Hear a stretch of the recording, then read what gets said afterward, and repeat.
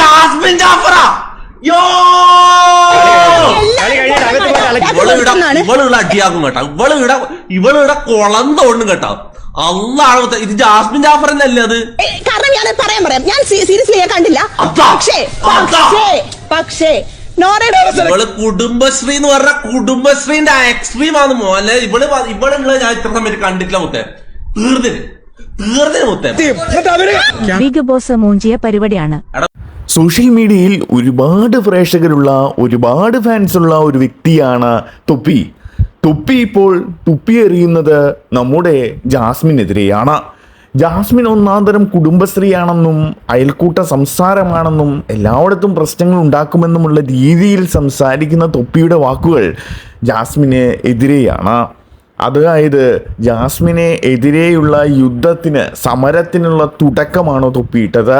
തൊപ്പിയുടെ തുപ്പൽ കാരണം തൊപ്പിക്ക് സപ്പോർട്ടുള്ള കുറേ പേർ ജാസ്മിനെതിരെ തിരിയുമോ എന്നുള്ളത് ശേഷം കാണേണ്ടതാണ്.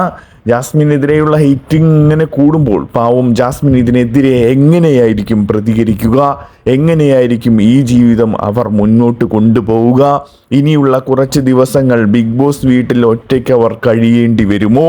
ബിഗ് ബോസിൽ ആരുടെ കൂടെയാണ്? ജാസ്മിനെ നിങ്ങൾക്ക് ഇഷ്ടമാണോ? കമൻ്റായി രേഖപ്പെടുത്തൂ. ഇഷ്ടമല്ല തൊപ്പിയെയാണ് നിങ്ങൾക്ക് ഇഷ്ടമെങ്കിൽ അത് കമൻ്റായി രേഖപ്പെടുത്തൂ. തൊപ്പിയെയും ജാസ്മിനെയും ഇഷ്ടമല്ലെങ്കിൽ അതും കമൻ്റായി രേഖപ്പെടുത്തൂ.